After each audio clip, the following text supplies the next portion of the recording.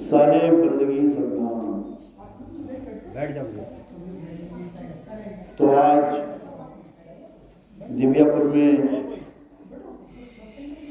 ये कन्नू गांव में परमपिता परमात्मा के मूल ज्ञान का प्रचार होने जा रहा है। बहुत बड़े भाग होते हैं उन जीवों के जो अपने पूरे जीवन काल में एक बार भी इस मूल ज्ञान को सुन पाते हैं, और उससे भी बड़े भाग होते हैं उन जीवों के जो अपने पूरे जीवन काल में सुनने के साथ थोड़ा सा भी समझ भी पाते हैं, क्योंकि ये ज्ञान जल्दी समझ में नहीं आता। कारण क्या है?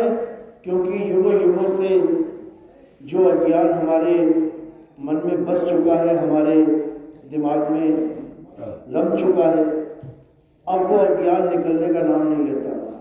और जब मूल ज्ञान आता है, यानी परमात्मा का असली ज्ञान आता है, तब हम पुराने अज्ञान को छोड़ने को तैयार नहीं होते, हम आगे बढ़ने को तैयार नहीं होते। इसलिए ये ज्ञान जल्दी किसी के समझ में नहीं आता। लेकिन मालिक की कृपा हो जाए, परमपिता परमात्मा की दया हो जाए, तो ये ज्ञान बहुत ही आसानी से समझ में आने लग जाता है। इसीलिए कबीर साहब समझाते हैं कि लाखन में कोई समझ न पाइए और कोटि मध्य जानेंगे, कहें कबीर सुनो भाई साधो, हमें बिरले हंस पहचानेंगे। कहते हैं 1 लाख लोगों के आगे सत्संग रख दिया जाए तो उनको समझ में नहीं आएगा बताया क्या जा रहा है। 1 करोड़ लोगों के आगे अगर सत्संग रखा जाए तब कहते हैं कोई बिरला इसको समझ पाता है कि महात्मा जी बता क्या रहे हैं। क्योंकि ये वो सत्संग नहीं है कि आप किसी के भी जयकारे लगाओ या किसी की कथाएं सुनो या कोई भी आप कहानियाँ किस्से सुन के तालियां बजा के अपने घर चले जाओ। ये वो ज्ञान नहीं है। ये वो ज्ञान नहीं है जो रामायण महाभारत में बताया जा रहा है। ये वो ज्ञान नहीं है जो किस्से कहानियों के द्वारा सुनाया जा रहा है। ये वो ज्ञान है जिसे मूल ज्ञान कहते हैं, जिसे तत्व ज्ञान कहते हैं। ये वो ज्ञान है जो किस्से कहानियों में नहीं आता। ये वो ज्ञान है जो युगों युगों तक छुपा रहता है और समय आने पे प्रकट होता है। ये वो ज्ञान है जो कबीर साहब इस संसार में आने के बाद जीवों को जगाने के लिए जो तत्व ज्ञान देते हैं, ये वो ज्ञान है। ये जल्दी समझ में नहीं आता, लेकिन एक बार आने लग जाए तो ये बहुत ही आराम से, बहुत ही सहजता से समझ में भी आता है और इससे जीव का कल्याण भी होता है। तो आज का सत्संग शुरू करने से पहले परमपिता परमात्मा के नाम पे जयकार लगाएंगे और फिर सत्संग शुरू करेंगे। बोलिए परमपिता परमात्मा की, सतगुरु बंदी छोड़ कबीर साहिब की, सभी संतों की, सभी भक्तों की, सतगुरु मदनपति साहिब की, दीवान जवाहरपति साहिब की, सतगुरु राम सेवक साहिब की, सतगुरु रामपति साहिब की, जगन्नाथ धाम की, सकल उसको बंदगी साहिब बंदगी।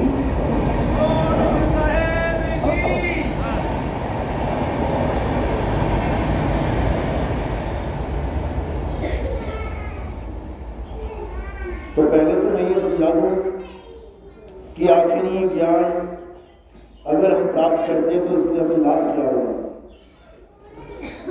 सबसे पहले ये समझना है कि ये ज्ञान लेने का हमें फायदा क्या होगा। और भी बहुत से ज्ञान है इस दुनिया में, कोई साकार और कोई निराकार, कोई श्वासों का अजपा जाप, कोई मंत्रों की साधना, कोई मंदिर मस्जिद गुरुद्वारे चर्च, कोई कुछ ना कुछ, हर इंसान कोई ना कोई ज्ञान लेके बैठा ही है। किसी ना किसी को भगवान मान के, किसी ना किसी को अपना इष्ट मान के, किसी ना किसी को कुछ ना कुछ मान के उसकी श्रद्धा व पूजा करने में लगा है। ऐसा कोई नहीं होगा जो किसी ना किसी की पूजा ना करता हो। यानी कोई ना कोई, हर इंसान कुछ ना कुछ ज्ञान लेके बैठा है। लेकिन क्या उस ज्ञान से उसकी मुक्ति होगी? क्या उस ज्ञान से उसका कल्याण होगा? बस इतना सा विवेक लगाना है और कुछ नहीं करना। तो कबीर साहब हमें वो ज्ञान देने आए हैं, वो ज्ञान समझाने आए हैं जिसे हम आत्म ज्ञान कहते हैं। बाकी संसार में जितना भी ज्ञान है, कोई राम जी की पूजा करता है, कोई श्याम जी की, कोई हनुमान जी की, कोई माता की, कोई शंकर जी की, कोई अल्लाह को पूजता है, कोई वाहिगुरु को, कोई गॉड को, अलग अलग भगवानों की, अलग अलग देवी देवताओं की, अलग अलग इष्ट की सब पूजा कर रहे हैं। उनकी पूजा में, उनकी साधना में और आत्मा को जानने में क्या फर्क है, इस सत्संग से आपको समझ में आ जाएगा। बाकी दुनिया का सारा ज्ञान एक तरफ और आत्म ज्ञान एक तरफ, इससे क्या होगा, कल्याण कैसे होगा, सत्संग के माध्यम से आपको समझ में आ जाएगा। कबीर साहब इस संसार में जितना भी ज्ञान इस संसार में आप देख रहे हो प्रकट है, उससे अलग, उससे जुदा आत्म ज्ञान देने के लिए इस दुनिया में आते हैं। क्या कहते हैं साहिब? जल में मीन प्यासी, मुहे देखत आवे हासी, आत्म ज्ञान बिना नर भटके, कभी काबा कभी काशी। कहते हैं संसार में हर जीव भटक रहा है, कोई मंदिर में, मस्जिद में, गुरुद्वारों में, चर्च में, कोई नदियों में, नालों में, कोई पहाड़ों में, कई जंगलों में, कहीं ना कहीं भटक ही रहा है। और इंसान चोला खत्म हो जाता है, उसके बाद 84 में भटक रहा है। कोई कुत्ता, बिल्ली, हाथी, घोड़ा, अन्य अन्य प्रकार के जीव जंतु बन के इस 84 को भ्रमण कर रहे हैं। कह रहे हैं ये सारी कट जाएगी, तेरे जन्म मरण से पीछा छूट जाएगा, तेरा कल्याण हो जाएगा। कब? जब तेरे जीवन में आत्मज्ञान आ जाएगा। जल में मीन प्यासी, मोहे देखत आवे हासी, आत्म ज्ञान बिना नर भटके। आत्म ज्ञान सुनने में बड़ा अजीब लगेगा कि आत्म ज्ञान ये क्या होता है, ये कैसा ज्ञान है? हिंदुओं का ज्ञान, मुसलमानों का ज्ञान, सिखों का ज्ञान, ईसाइयों का ज्ञान तो समझ में आता है, लेकिन आत्म ज्ञान ये क्या होता है? तो इसको समझना है अच्छे से। आत्म ज्ञान ही वो सर्वश्रेष्ठ ज्ञान है जिसके द्वारा जीव का कल्याण होता है। आत्म ज्ञान कौन प्राप्त करता है? जीव प्राप्त करता है। आत्म ज्ञान का मतलब समझ लो क्या होता है। आत्म ज्ञान का मतलब ये बिल्कुल नहीं होता कि आप किसी की भी पूजा करो, A to Z किसी की भी पूजा करना आत्म ज्ञान नहीं कहलाता। भले कबीर पंथी है तो कबीर साहब की पूजा कर रहा है, आत्म ज्ञान नहीं है। भले राम जी का पंथ वाला राम जी की पूजा कर रहा है, आत्म ज्ञान नहीं है। भले कृष्ण जी वाला कृष्ण जी की पूजा कर रहा है, आत्म ज्ञान नहीं है। भले वाहिगुरु वाला वाहिगुरु की, अल्लाह वाला अल्लाह की पूजा कर रहा है, आत्म ज्ञान नहीं है। आत्म ज्ञान का मतलब क्या होता है? दो शब्दों से बना है ये ज्ञान, ये नाम दो शब्दों से बना है, आत्म और प्लस ज्ञान। यानी एक ऐसा ज्ञान जो आत्म का हो। अभी आत्म क्या होता है? आत्म का मतलब होता है स्वयं का। आप देखेंगे किसी भी शब्द के आगे अगर आत्म लग जाए तो सारे संसार से जुदा होकर सारा भाव उसी एक इंसान पे आ जाता है जो आत्म लगा के बैठा है। जैसे कोई कहे कि एक आदमी ने आत्महत्या कर ली। अब आत्महत्या जैसे ही लिखा गया समझ में आ गया कि उसने पूरे संसार में से किसी की हत्या नहीं करी। किसकी करी? खुद की। जैसे लिखा जाता है आत्म कथा लिखो, तो आत्म कथा में क्या होगा? सारे संसार से जितने भी लोग हैं सबको दूर कर दिया जाएगा और कथा किसकी लिखी जाएगी? खुद की। आप देखेंगे कि जब आत्मनिर्भर बोला जाता है कि कोई आदमी आत्मनिर्भर है, तो आत्मनिर्भर का मतलब क्या हो जाता है? यानी सारे संसार से हटके वो खुद पे निर्भर है।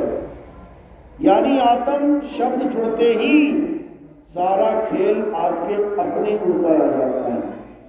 इसी प्रकार जब हम आत्मज्ञान बोलते हैं तो ये ज्ञान किसी और का ज्ञान नहीं है कि आपको किसी की पूजा करनी है, किसी का पाठ करना है, या आपको किसी मंदिर गुरुद्वारे चर्च में जाना है।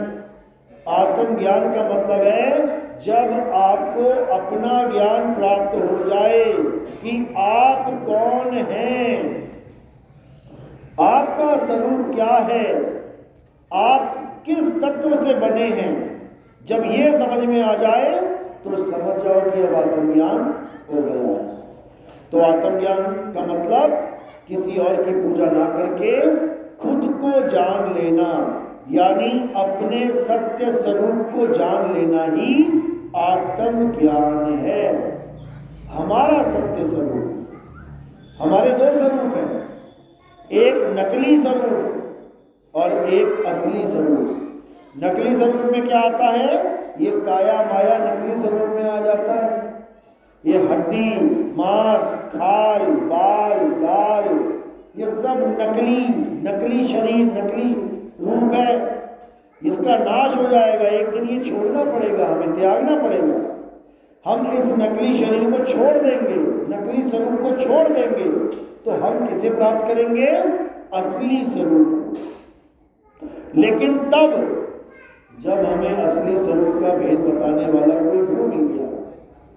अगर हमें असली स्वरूप का भेद बताने वाला कोई गुरु नहीं मिला तो भाई दोबारा से यही नकली शरीर फिर धारण करना पड़ेगा। आज इंसान का मिला है, कल को किसी गधे, कुत्ते, बिल्ली, सूअर का मिल जाएगा।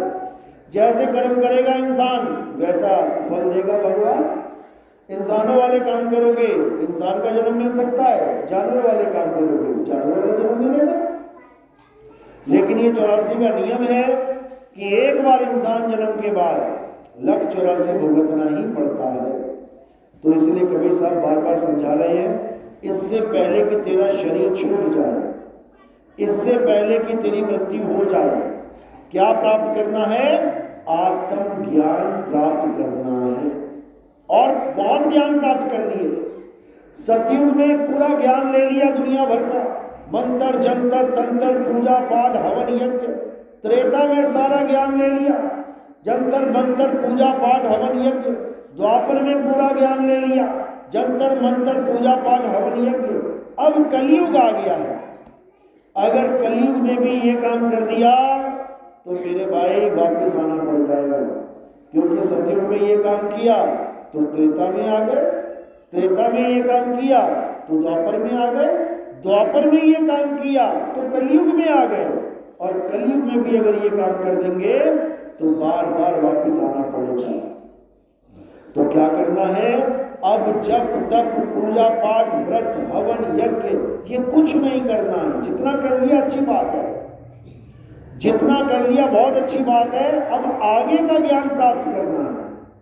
यानी जब तक बच्चा डॉक्टर नहीं बन गया, ठीक है, LKG UKG पहली दूसरी पांचवी 10वीं में पढ़ लिया, अच्छी बात है, लेकिन केवल 5वीं 10वीं में पढ़ के डॉक्टर नहीं बन जाएगा, उसको आगे बढ़ना ही पड़ेगा। तो आगे बढ़ने के लिए क्या करना है? आत्मज्ञान को प्राप्त करना है। यही गीता में समझाया गया, लेकिन ये जीव कभी समझ ही नहीं पाया। यही बाइबल में समझाया गया, लेकिन ये जीव कभी समझ ही नहीं पाया। यही गुरु ग्रंथ साहब में कुरान में समझाया गया, लेकिन ये जीव कभी समझ ही नहीं पाया। आत्मज्ञान को छोड़ के नाम जाप में, मंत्र जाप में उलझ पुलझ के रह गया। तो कबीर साहब समझाते हैं, क्या कहते हैं? वो को कहाँ ढूंढे रे बंदे, मैं तो तेरे पास में, ना मैं जप में, ना मैं तप में, ना एकांत निवास में, ना मंदिर में, ना मस्जिद में, ना काबे कैलाश में। कहते खोजी होए तुरंत मिल जाऊं, एक पल की तलाश में। कहे कबीर सुनो भाई साधो, मैं तो हूं विश्वास में। कहते हैं अगर मुझे प्राप्त करना है, परमात्मा को प्राप्त करना है, तो बंदे समझ जा कि मैं कहां कहां नहीं हूं। कहते ना मंदिर में, ना मस्जिद में, ना काबे कैलाश में, यानी ईंट से, सीमेंट से, बजरे से रेत से, मिट्टी से ये मंदिर मस्जिद बना के तुम सोच रहे हो कि हमने भगवान को इसमें रख दिया, भगवान इस मंदिर में आके बैठ गया? ऐसा नहीं है। ये हमने एक यादगार बनाई है, इसे देख के हमें भगवान की तरफ याद आता है भगवान को। लेकिन कोई कहे कि मंदिर में भगवान है, तो ऐसा नहीं है। क्योंकि अगर मंदिर में भगवान हो तो ताला लगाने की जरूरत ही ना पड़े, लेकिन फिर भी ताला लगाना पड़ रहा है। क्यों? चोर चोरी ना कर ले। इसका मतलब मंदिर वाला भगवान सक्षम नहीं है। अपनी चोरी रोकने के लिए ताले का सहारा लेना पड़ रहा है। आप घर में बैठे हो, कभी बाहर से ताला नहीं लगाओगे, आप सक्षम हो, चोर घुसेगा नहीं, चोरी करने दोगे। तो साहिब समझा रहे हैं, ना मंदिर में, ना मस्जिद में, ना काबे कैलाश में, किसी पहाड़ों पे जंगलों में नहीं बैठा हूं मैं। कहते ना मैं जप में, ना मैं तप में। आज सारा संसार क्या करने में लगा है? जप करने में लगा है। कोई कह रहा राधे राधे जप लो, कोई कह रहा राम राम जप लो, कोई कह रहा अल्लाह अल्लाह वाहिगुरु वाहिगुरु जप लो, कोई कुछ कह रहा है, कोई कुछ कह रहा है। एक ही पंथ के, एक ही धर्म के चार लोग चार बातें कर रहे हैं। कोई कह रहा ओम नमः शिवाय जप लो, शंकर जी सबसे बड़े हैं। कोई कह रहा ओम नमः विष्णु जप लो, विष्णु जी सबसे बड़े हैं। कोई कह रहा गणेश जी बड़े हैं, कोई कह रहा राम जी बड़े हैं। सब अपनी अपनी मन की कल्पनाओं में लगे हुए हैं। जबकि गीता क्या कहती है? गीता में बिल्कुल स्पष्ट समझा दिया गया कि हे अर्जुन, इस दुनिया में दो प्रकार के तत्व हैं, एक असली और एक नकली।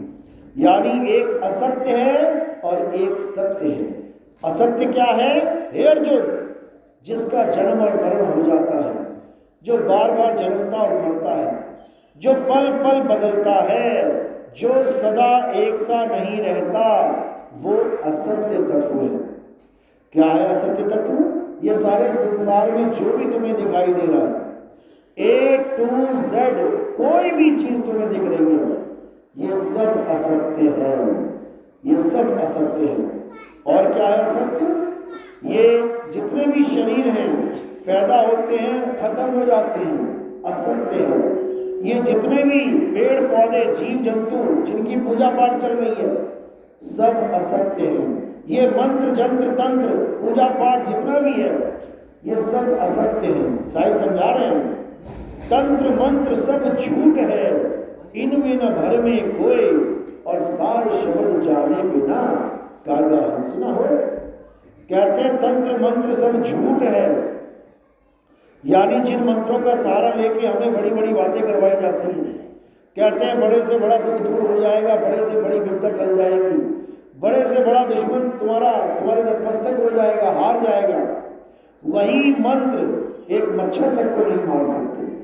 आपके कमरे में 2-4 मच्छर घुस जाएं, एक भी मच्छर नहीं मार पाओगे आप उस मंत्र से। करके देख लेना। जब एक मच्छर की आपदा, एक मच्छर की दुविधा खत्म नहीं हो पा रही है, तो बड़ी से बड़ी दुविधाएं कैसे खत्म होंगी जीवन की? इन्हीं छोटी छोटी बातों की वजह से हमारा देश 300-400 साल गुलाम हो गया। इन्हीं बातों की वजह से हमें ये समझाया गया कि अगर कोई आक्रमण कर रहा है तो आप भगवान का, प्रभु का नाम लो, प्रभु आपकी रक्षा करेंगे।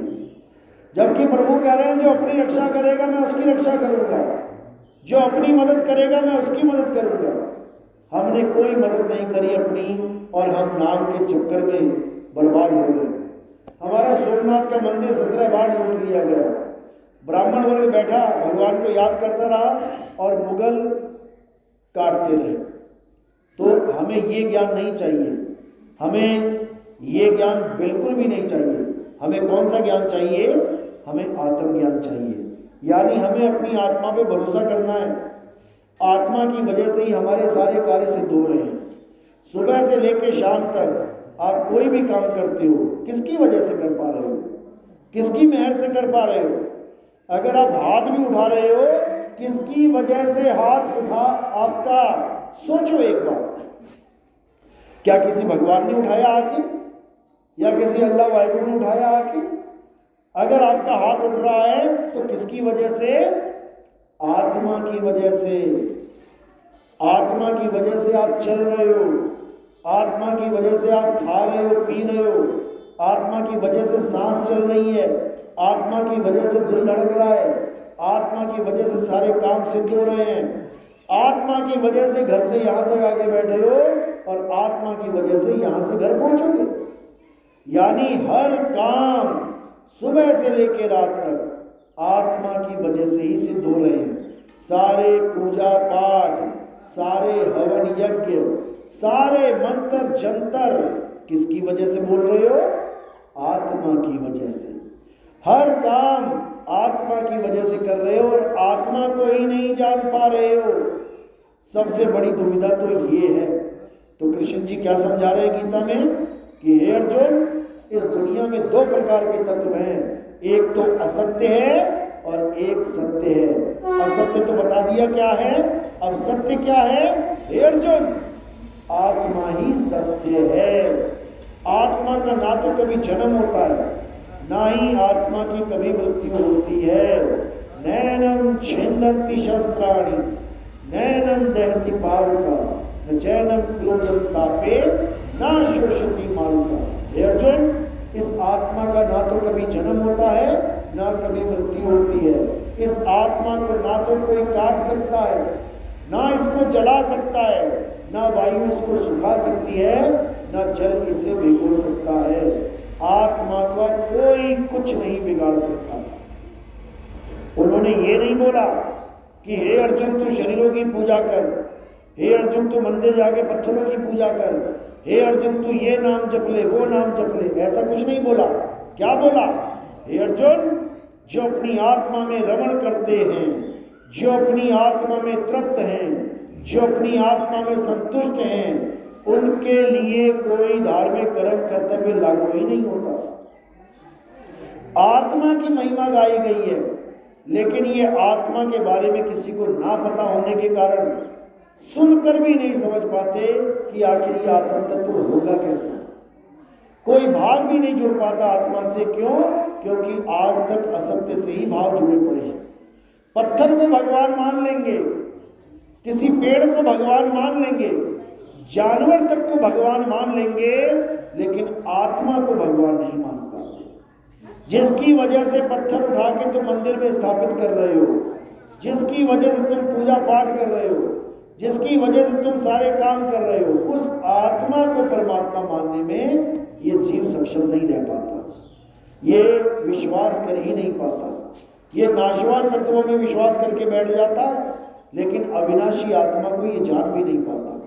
तो कबीर साहब यही समझा रहे हैं, कह रहे हैं कि जब लग ना चीनोगे आत्म, तब लग ना मिली है परमात्म।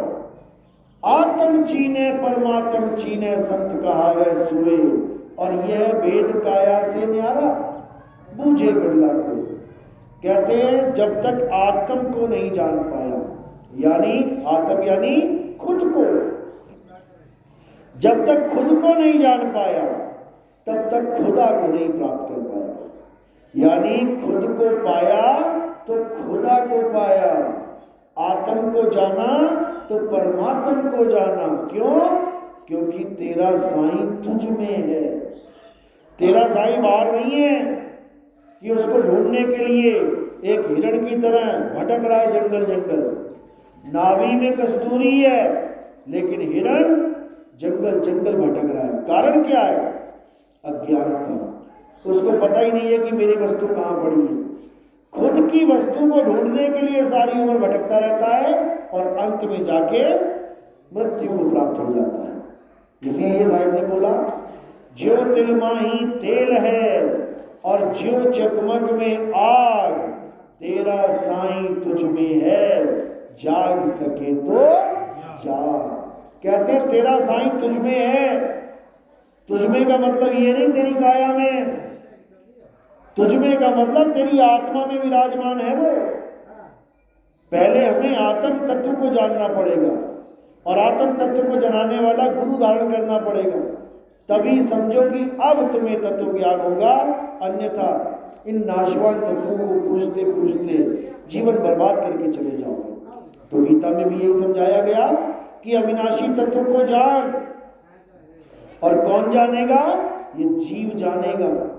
ये जीवात्मा आत्म देव को पहचानेगा कि वो कौन है। लेकिन अज्ञानता के कारण ये जीव कभी आत्मदेव को समझ ही नहीं पाता। ये नाशवान जगत में, इस झूठे संसार में, इस मायावी संसार में भटकता भटकता एक दिन प्राण त्याग देता है, फिर वापस इसी संसार में आ जाता है। ये वापस जा नहीं पाया अपने घर कभी। जब से ये यहाँ पे आया है मालिक के घर को छोड़ के, ये वापस कभी नहीं जा पाया। इसीलिए कबीर साहब ने समझाया, कहते हैं जियरा तू अमर लोक का, पड़ा कालवश आई हो, मनई स्वरूपी देव निरंजन, तुम्हें राख भरमाई हो। कहते हैं ये मन रूपी देव निरंजन तुझे भरमा के रखता है। कहाँ भरमा के रखता है? इस नाशवान जगत में। ये जगत इसने ऐसा बना दिया है कि देखने में बिल्कुल असली लगता है। अब आप आंखें खोल के देखोगे, आपको लगेगा वाह सूरज चमक रहा है, रात में चांद आ गया, तारे टिमटिमा रहे हैं, ये मेरा खेत, ये मेरी फसल, ये मेरा घर, ये मेरे बीवी, ये मेरे बच्चे, हर चीज ऐसा लग रहा है जैसे बिल्कुल सच्ची है। एक एक बात ऐसी लग रही है जैसे बिल्कुल सच है। लेकिन आपको हैरानी होगी सुन के कि ये जगत सच नहीं है, झूठ है, ये मिथ्या है, ये माया का खेल है, ये एक सपना है जो हमें आंख खोल के दिखाई देता है। जब हम सोने वाला सपना देखते हैं, रात में जब सो जाते हैं, सपने में जब हम जाते हैं तो हमारी आंखें खुली होती है कि बंद होती हैं? सपने में हम जब देखते हैं कि शेर आ गया, कुत्ता आ गया, बिल्ली आ गई, सांप आ गया, तो सपने में हमारी आंखें खुली होती हैं कि बंद होती हैं? खुली होती हैं। बंद तो उस शरीर की हैं जो बिस्तर पे पड़ा है। जो बिस्तर पे शरीर पड़ा है, आंखें उसकी बंद होंगी। लेकिन तुम अपनी खुली आंखों से सपना देख रहे होगे। तुम्हें कुत्ता भी दिखेगा, बिल्ली भी दिखेगी, तुम्हें सांप बिच्छू भी दिखेंगे। आंखें खुली होंगी तभी तो दिखेंगे, आंखें बंद तो कैसे दिखेगा? यानी तुम वो शरीर छोड़ चुके हो, जो स्थूल शरीर बिस्तर पे पड़ा हुआ है, तुमने उसको छोड़ दिया है और तुम कहाँ पे चले गए? सूक्ष्म शरीर में चले गए। अब सारा सपना सूक्ष्म शरीर में ही देखा जा रहा है। तुम्हें माँ मिली, बाप मिला, भाई मिला, बहन मिला, सूक्ष्म शरीर में। तुम्हें जानवर मिले, खेत खलियान मिले, सूक्ष्म शरीर में। तुम्हें यमराज तक मिल जाता है, तुम्हें भूत प्रेत दिखाई दे जाते हैं सपने में। किसकी वजह से? सूक्ष्म शरीर की वजह से। अब ये सूक्ष्म शरीर जो तुम्हें सपने में मिला है, कोई तुम्हें लाख बार कह दे सपने में जाके कि भाई ये सपना है, ये सच नहीं है, तुम कहोगे क्या बात कर रहा है, ये सामने शेर खड़ा है, ये सपना दिख रहा है क्या? असली है। ये देखो सामने सांप है, असली है। ये मेरे माँ बाप भाई बहन, असली है। यानी सपने को असली मानकर उसको भोगने में लग जाता है ये इंसान। उसी प्रकार ये जो शरीर आपको मिला है स्थूल, इस स्थूल शरीर का सपना क्या है? ये जगत है। ये सारा संसार एक सपना है। हर इंसान सपना देख रहा है, सपने में ही जन्म ले रहा है, सपने में ही मर रहा है, सपने में ही ब्याह शादियां हो रही हैं, सपने में ही बच्चे हो रहे हैं। और जैसे ही शरीर छूटता है, एक नया सपना धारण कर लेता है। इसीलिए बोला गया, उमा कहूं मैं अनुभव अपना, सत हरि भजन जगत सब सपना। ऐसे ही नहीं बोल दिया, ये बहुत सोच समझ के वाणी बोली गई है कि ये जगत एक सपना है।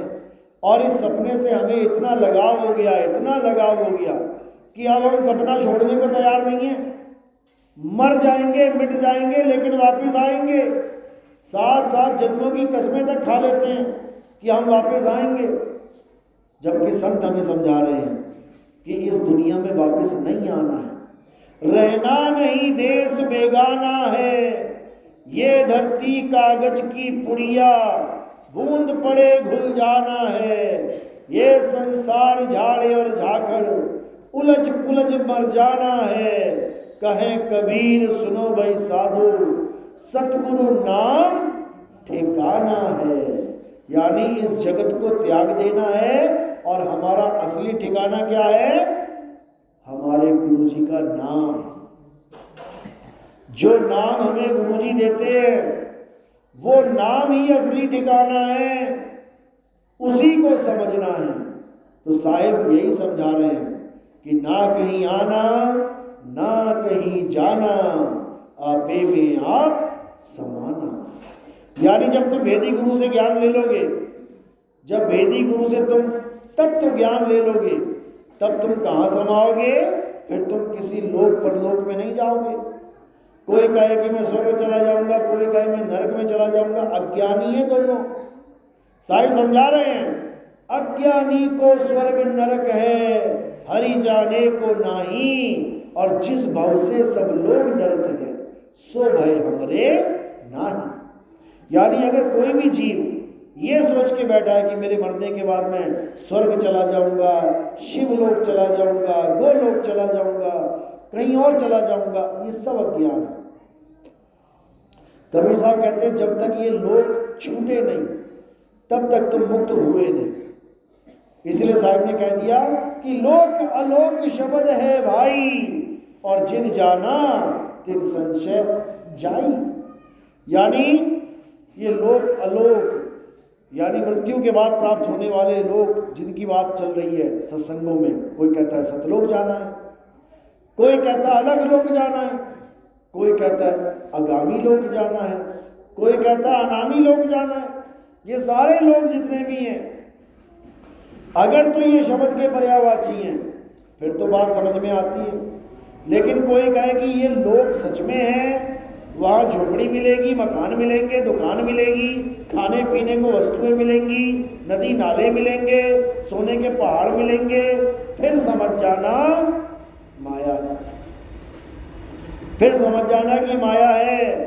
क्योंकि कबीर साहब का जो लोक है वो ऐसा लोक नहीं है जहाँ बस्ती और गांव है, जहाँ बड़े बड़े मकान हैं, ऐसा लोक नहीं है। गरीबदास जी ने वाणी में समझाया, सोहंग ऊपर और है सत सुकृत एक नाम, सब हंसों का वंश है, नहीं बस्ती नहीं गांव। कहते हैं ऐसी बस्ती वस्ती नहीं है वहाँ पे जो तुम सोच रहे हो कि सब लोग जाएंगे वहाँ मकानों में रहेंगे, दुकानों में रहेंगे, खाएंगे पिएंगे। वहाँ ऐसा कोई खाना पीना नहीं है जैसा इस संसार में तुम्हें खिलाया जा रहा है। वहाँ ऐसी कोई वस्तु नहीं है जैसी संसार में तुम्हें दिखाई दे रही है। क्योंकि ये संसार माया है, जगत माया है, और वहाँ पर माया नाम की कोई चीज ही नहीं है। अरे वहाँ काया तक नहीं है, माया तो क्या होगी, वो काया से भी न्यारा देश है। इसीलिए कबीर साहब समझा रहे हैं, बार बार समझा रहे हैं कि सतदेही को सतगुरु कहे। क्योंकि बहुत से लोग क्या कहते हैं कि हम जब सतलोक जाएंगे तो हमें कबीर साहब मिलेंगे, कबीर साहब बैठे होंगे, हम वहाँ जाके चवर करेंगे। चवर करते हैं, महाराजों को चवर करते हैं, कहते हैं वहाँ जाके हम चवर करेंगे कबीर साहब को। वहाँ कबीर साहब की आंखें देखेंगे, बाल देखेंगे, नाक देखेंगे, खाल देखेंगे। और कबीर साहब क्या समझा रहे हैं? ये अज्ञानी जीव समझ ही नहीं पा रहा है। कबीर साहब समझा रहे हैं कि देही को सतगुरु कहे, ते नर कहिए अंध, और रहे दुखी संसार में, आगे जम के फंद।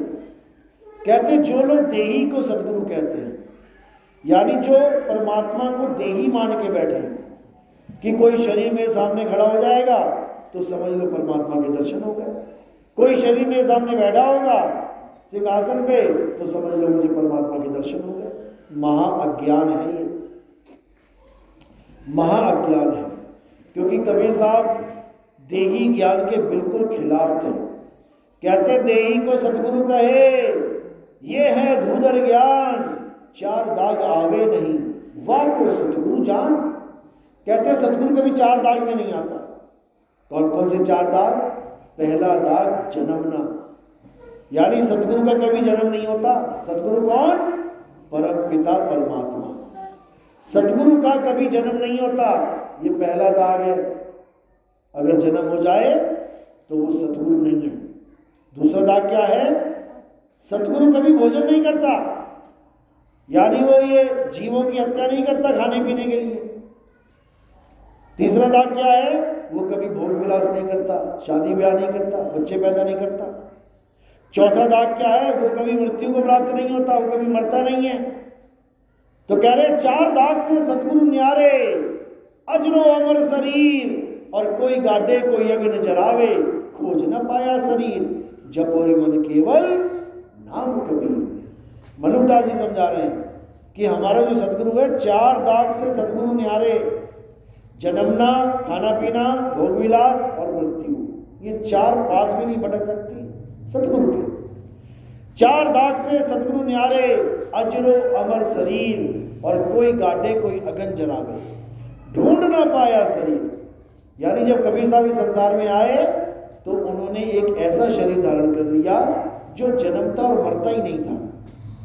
52 बार कसनियां ली गई काशी में, कभी गोली मार दी गई, कभी तोप के आगे खड़ा कर दिया, कभी जहर खिला दिया, कभी तलवारों से, कभी चाकू से, कभी तीर कमान से मारने की कोशिश की गई, लेकिन वो मरने में नहीं आए। कभी पत्थर बांध बांध के गंगा नदी में फेंक दिया गया, वो फिर मृगशाला के ऊपर बैठे नजर आए। कभी जेलों में डाल दिया, कुएं में फेंक दिया, वो फिर जेलों से बाहर, कुएं से बाहर खड़े नजर आए। 52 कसमियां लेने के बाद भी ये चीज नहीं समझ पाया कि आखिर वो हस्ती है क्या। फिर भी उनको वही मानता रहा कि जुला है, जुला है, जुला है। तो ये आलम है। लेकिन मालिक की कृपा होती है, तब जीव जागते हैं, तब समझ पाते हैं कि आखिर कबीर साहब क्या है। तो कहते हैं लाखन में कोई समझ न पाई है, अरे कोटि मध्य जानेंगे, कहे कबीर सुनो भाई साधो, हमें बिरले हंस पहचानेंगे।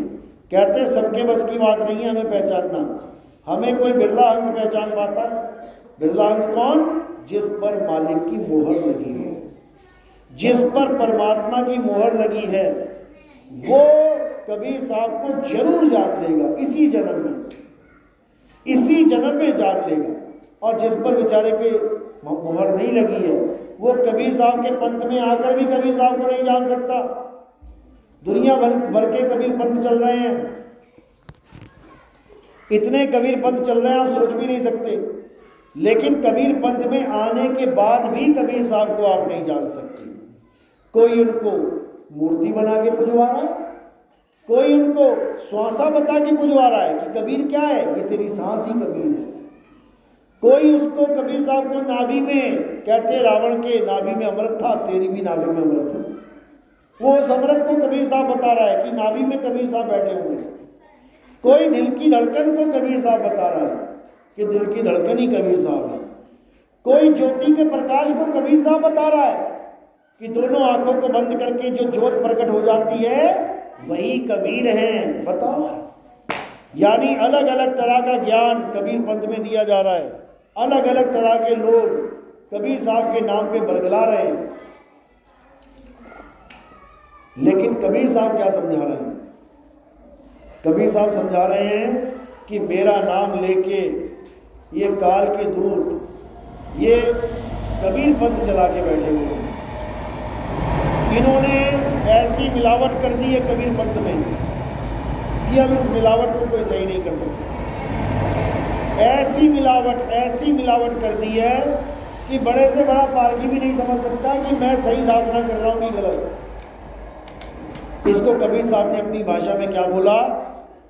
कहते हैं 12 पंथ काल फुरमाना, भूले जीव न जाए ठिकाना, 13वें पंथ हम ही चले आए, सब पंथ मिट के एक पंथ चलाए।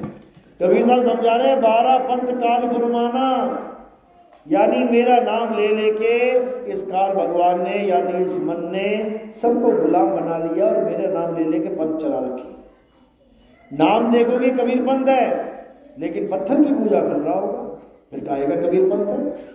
नाम कबीर पंथ है, लेकिन मंत्रों की साधना कर रहा होगा, फिर कहेगा कबीर पंथ है।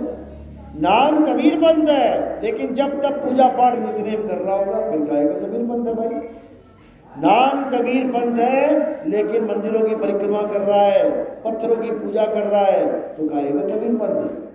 ये कबीर पंथ नहीं है भाई।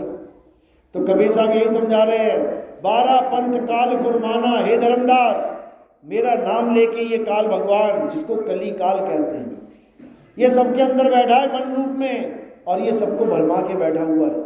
एक एक जीव को इस काल निरंजन ने पकड़ रखा है। एक भी जीव इसकी कैद से मुक्त नहीं है। एक बार नजर घुमा के देख लेना, सारे संसार में कितने कितने कितने जीव हैं तुम सोच भी नहीं सकते। एक सांस लेते हो तो लाखों करोड़ों जीव तुम्हारी सांस में चले जाते हैं।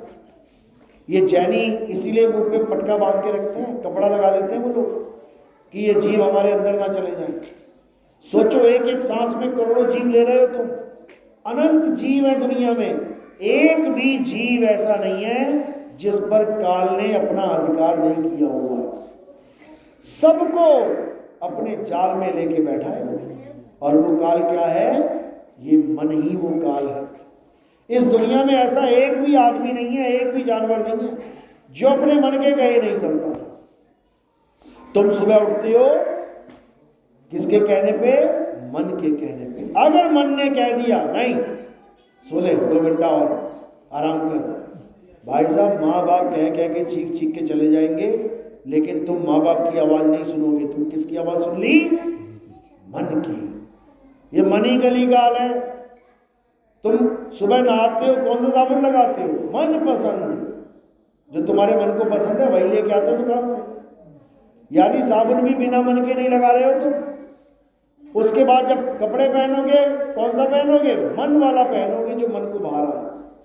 आज मेरा मन कर रहा है लाल शर्ट पहन लूं, आज मेरा मन कर रहा है नीली पैंट पहन लूं, वही पहनोगे जो मन कह रहा है।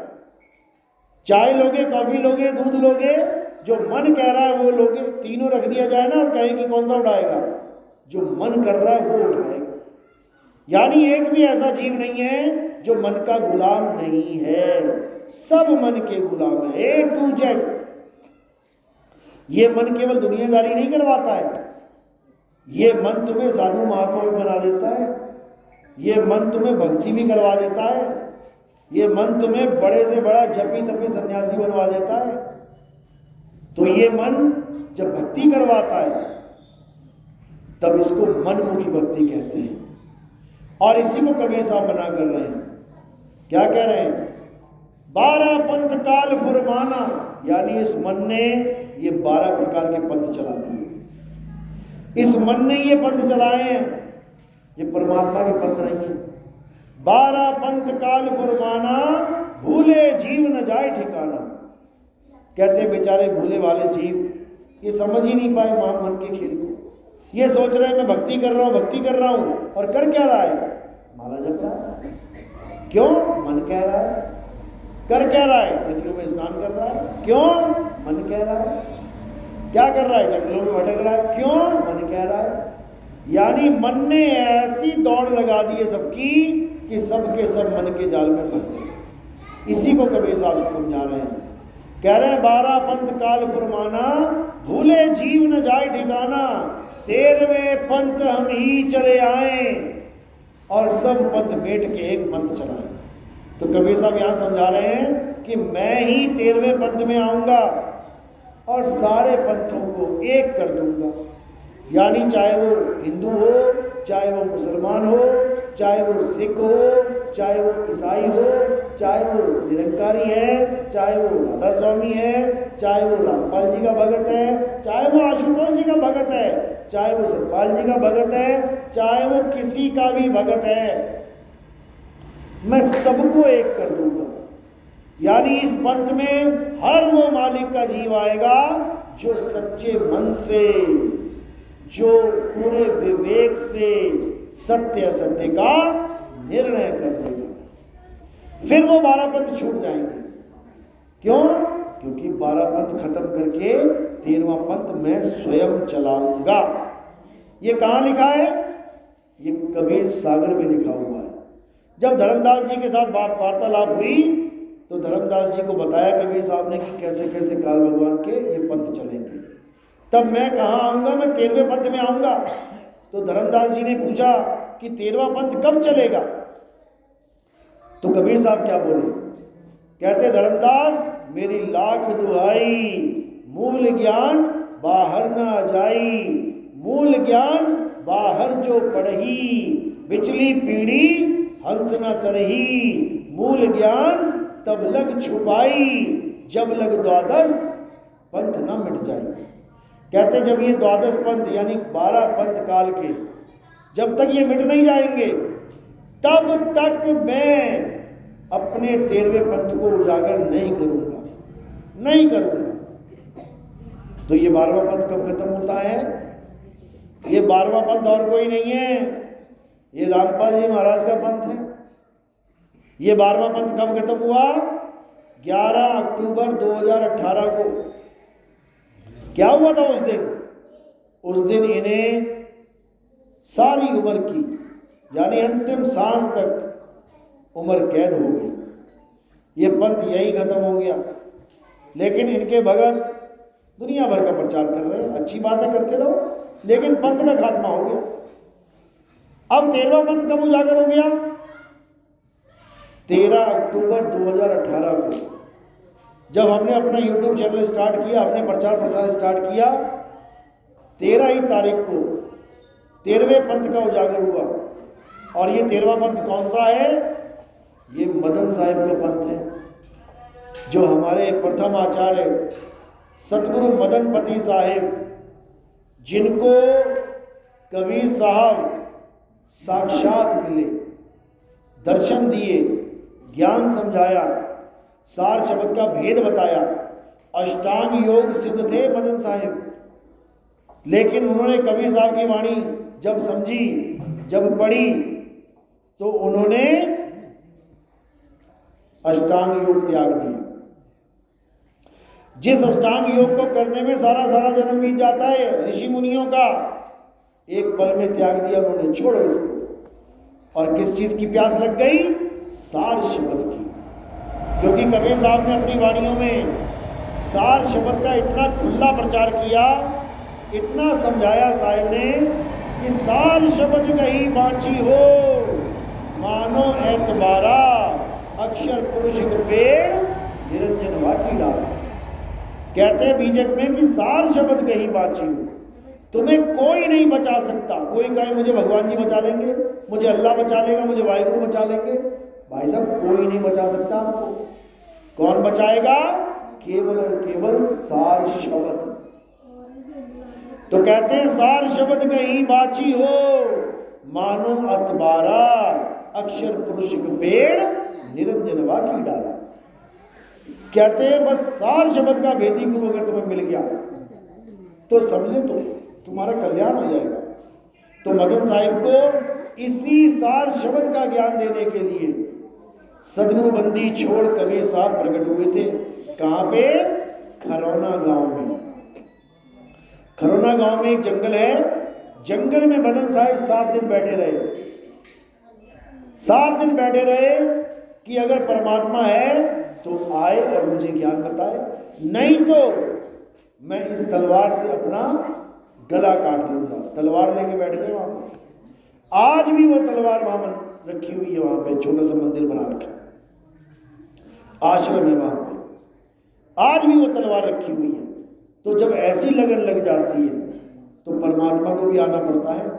और परमात्मा ने पहले से ही वचन किया हुआ था, कबीर सागर में धर्मदास जी को बोल रखा था कि 12 पंथ जब चलेंगे तो 13वां पंथ मेरा उजागर हो जाएगा। वही ये मदन साहिब का पंथ है, इसी को 13वां पंथ कहते हैं। इसी में सार शब्द का ज्ञान है। इसके अलावा इस पूरे ब्रह्मांड में किसी भी पंथ में सार शब्द का ज्ञान नहीं है। जिक्र तो पूरा करेंगे, सार शब्द की बात तो पूरी करेंगे, लेकिन सार शब्द का ज्ञान किसी पंथ में नहीं है। तो क्या है उस पंथों में? मंत्र है, तंत्र है, पूजा है, पाठ है, हवन है, यज्ञ है, ये सारा तामझाम मिलेगा, लेकिन सार शब्द नहीं मिलेगा। और कबीर साहब क्या समझा रहे हैं कि जब तक सार शब्द नहीं मिला तब तक ये काल भगवान किसी को छोड़ने वाला नहीं है। कहते सार शब्द आए जेहि विधि हाथा, तेहि विधि काल नवाबे माथा। कहते तुम्हारे हाथ में सार शब्द आ गया, तुम्हें उसका भेद पता लग गया, तुमने साधना शुरू कर दी, तो काल भगवान भी आके तुम्हारे आगे माथा टेक देगा। काल भगवान भी तुमसे, तुम्हारे आगे माथा टेकेगा, तुमसे बैर नहीं रख पाएगा, वो तुम्हारा कुछ बिगाड़ नहीं पाएगा। लेकिन कब? जब भेदी गुरु मिल जाएगा। भेदी गुरु तुम्हें समझाएगा कि काल के सिर पे पैर कैसे रखते हैं। साहिब समझा रहे हैं, काल के सिर पे पांव दे, सतगुरु के उपदेश और साहिब वहां पकड़ के ले चले अपने देश। यानी एक ऐसा ज्ञान मिल जाएगा जिससे आप अपने मालिक के चरणों में लीन होने की विधि जान लेंगे। उसके बाद तुम्हें कहीं आने जाने की जरूरत नहीं है, उसके बाद तुम्हें कहीं पर भी जाने की जरूरत नहीं है। जहां तुम हो वही परमात्मा है, जहां तुम बैठे हो वही परमात्मा है, वो तुमसे जुदा हो ही नहीं सकता। तो उसके बाद ये सब आना जाना खत्म हो जाएगा और तुम क्या हो जाओगे? अचल हो जाओगे, अचल। परमात्मा में जब आप लीन होगे तो परमात्मा अचल है, परमात्मा कभी चलता नहीं है, याद रखना। चलने वाला कौन है? जीव। अचल कौन है? परमपिता परमात्मा। अध्याय 2 24वां श्लोक गीता में भी स्पष्ट बताया गया, हे अर्जुन, ये आत्मा अचल है, ये आत्मा सदा स्थिर रहने वाला है, ये आत्मा अडोल है, ये कभी नहीं चलता। तो क्या करना है?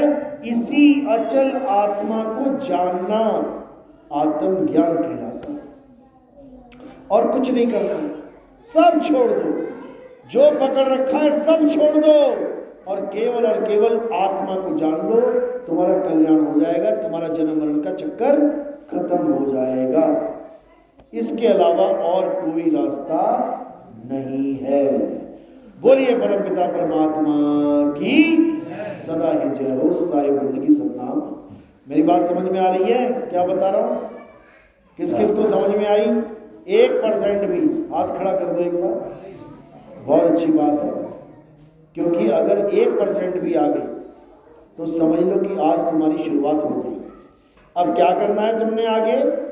हमारे सत्संग आते हैं YouTube चैनल पे, कहत कबीर सुनो भाई साधो नितिन दास, बस आपने इतना लिख देना है, या फिर आप लिख दोगे नितिन दास के सत्संग, तुम्हें सीरियल वाइज सत्संग शुरू होने मिल जाएंगे। आप एक एक करके सुनते जाओ, आपका विवेक जगेगा, असत्य का ज्ञान हो जाएगा, असत्य छोड़ते चले जाओगे, सत्य को धारण करते चले जाओगे और धीरे धीरे धीरे धीरे मुक्त हो जाओगे। इसी को कबीर साहब बार बार समझा रहे हैं। तो और क्या करना है? हमारा टीवी में भी प्रोग्राम आता है, साधना चैनल में आता है, ईश्वर टीवी में आता है। और हम कैसे प्रचार करते हैं? हम संतों की वाणियों के द्वारा प्रचार करते हैं। हमने गीता ग्रंथ छापा हुआ है, गीता में जो सार है गीता का वो बताया है, और संतों की वाणियाँ भी उसमें रखी है। हर हर गीता, घर घर गीता नाम दे रखा है उसका। वो इसलिए छापा है हमने क्योंकि लोग कहते हैं आप कबीरपंथी हो और आप गीता का ज्ञान बता रहे हो। ऐसा कैसे भाई? गीता तो काल ने बोली है, इसने बोली है, उसने बोली है। अच्छे से समझ लो, हर जीव परमात्मा का जीव है। एक भी ऐसा जीव नहीं है जो परमात्मा का जीव नहीं है। अगर कृष्ण जी भी हैं वो भी परमात्मा का ही अंश है, राम जी हैं वो भी परमात्मा का ही अंश है।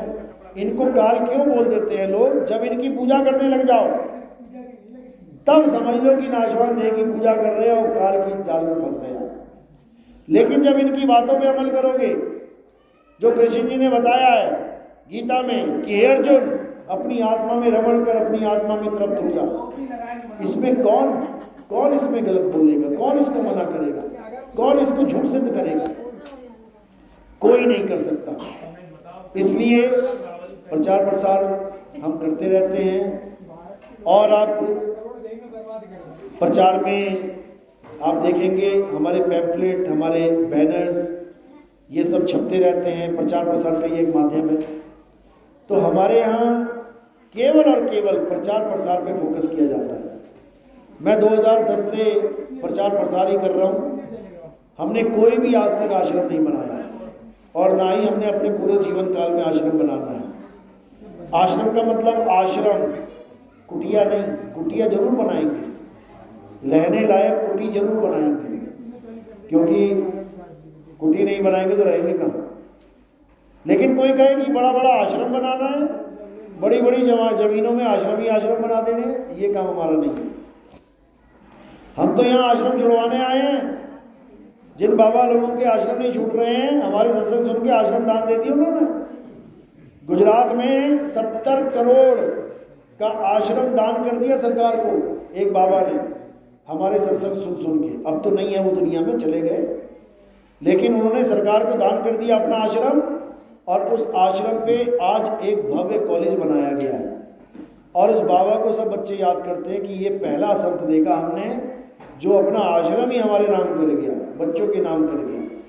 नहीं तो आजकल संतों का ये हाल है, कहो तुम्हारा मकान दुकान भी अपने नाम करवा लो। तो हमारा ये कोई मकसद नहीं है कि बड़े बड़े आश्रम हो या बड़ी बड़ी कोई ऐसा तामझाम हो। हमारा एक ही मकसद है कि बच्चे बच्चे तक ये ज्ञान पहुँचे, जन जन तक ये ज्ञान पहुँचे कि मौत से पहले क्या ऐसा काम कर लिया जाए कि मौत भी पीछा छोड़ दे। बस ये ज्ञान समझना है। यानी मौत से पहले हम ऐसा क्या कर डालें कि मौत भी हमारा कुछ नहीं बिगाड़ पाए। इसको आत्मज्ञान कहते हैं। आत्मज्ञान यानी अगर तुमने एक बार जान लिया कि तुम आत्मा हो, साधना के द्वारा जान पाओगे, तुम जान पाओगे कि तुम एक आत्मा हो। और जैसे ही तुमने जान लिया कि मैं एक आत्मा हूं, अब बताओ कि मौत तुम्हारा क्या बिगाड़ेगी। जब तुमने जान ही लिया कि मैं एक आत्मा हूं और तुम समझ गए मैं एक आत्मा हूं, तुमने बोध कर लिया मैं एक आत्मा हूं, तो आत्मा तुम हो गए। अब मृत्यु कब होगी? कब मरती आत्मा? 1 साल, 2 साल, 10 साल, 100 साल, लाख साल, करोड़ साल, अरब साल, खरब साल? कभी नहीं। यानी अगर तुमने ये ज्ञान प्राप्त कर लिया जो मैं तुम्हें समझा रहा हूं, तो तुम अमर हो जाओगे, अमर। एक भी नहीं मरेगा फिर। लेकिन काया को अमर मत समझ लेना। काया तो कृष्ण जी की अमर नहीं थी। कृष्ण जी की काया में तीर लगा, पैर में तीर लगा कि नहीं लगा? कृष्ण जी की काया भी छूटी कि नहीं छूटी?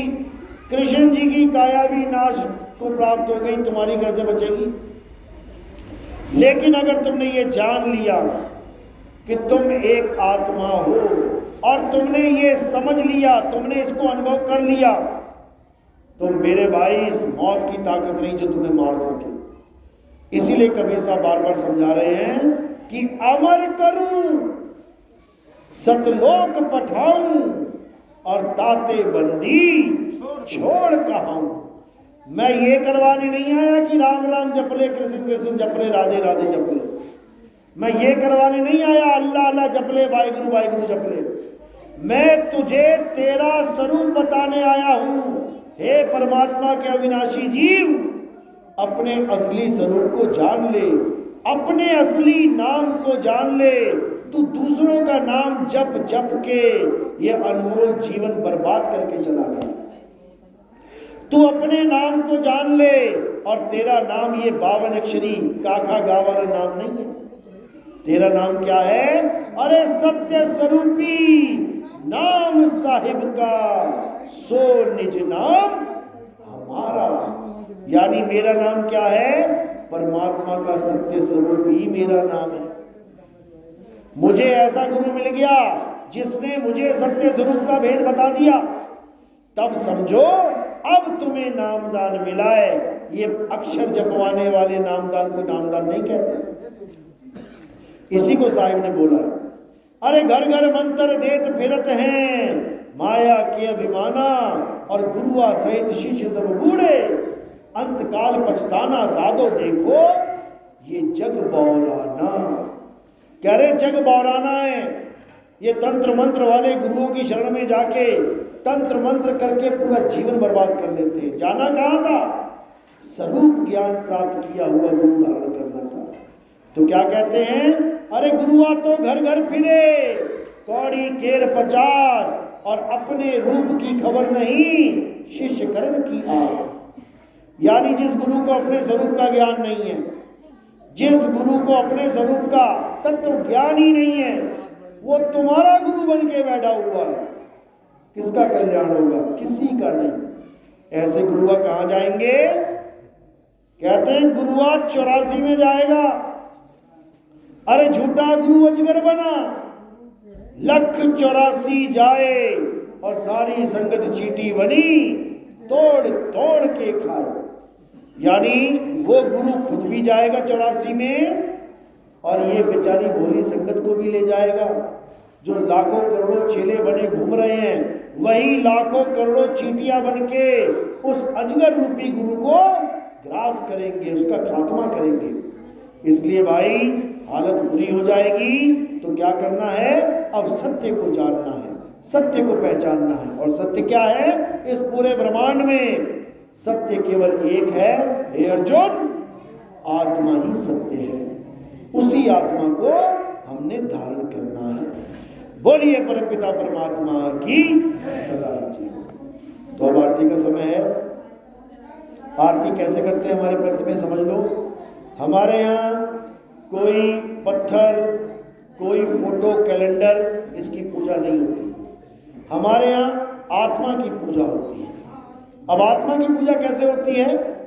हमारे यहाँ गुरु को आत्मा ही माना जाता है। हमारे यहाँ संतों को आत्मा ही माना जाता है। हमारे यहाँ संतों को शरीर नहीं माना जाता। शरीर तो नाशवान है, शरीर तो मिथ्या है, तो संत कब से नाशवान हो गए? संत कभी नाश नहीं होते, संत आत्म देव होते हैं। तो कहते हैं संत हमारी आत्मा, हम संतन के जीव, और संतन हम में रम रहे, जीव माखन में घीव। तो क्या करना है? जब आरती होगी एक एक करके आना है, लाइन लगा लेना है। एक पत्ता फूल का कहाँ रखना है? मेरे सिर के ऊपर। सिर के ऊपर क्यों रखा जाता है? क्योंकि पैर के अंगूठे से लेके सिर की चोटी तक ये क्या दिखाई दे रहा है? नाशवान काया। और हमने नाशवान काया की आरती नहीं करनी है, हमने अविनाशी आत्मा की आरती करनी है। तो हमने फूल कहाँ समर्पित कर दिया? नाशवान काया से परे। तो जब ये परे समर्पित हो जाता है, ये आत्म देव के चरणों में समर्पित हो जाता है। तो आरती ऐसे ही करनी है। फूल सिर के ऊपर रखना है, थाली को हाथ लगाएंगे, नमस्कार कर लेंगे।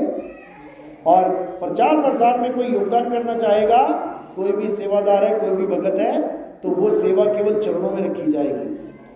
प्रचार प्रसार से हम उस सेवा से क्या करते हैं? हम प्रचार प्रसार करते हैं। उससे क्या होता है? उससे जीव जागता है, उसके जन्म मरण का बंधन टूटता है। तो जो भी सेवा में कुछ प्रदान करना चाहेगा, वो सेवा चरणों में रखेगा, फूल को सिर पे रखेगा। बोलिए परमपिता परमात्मा की सदा ही जय हो। साहिब बंदगी सतनाम। अब आरती लगा लो।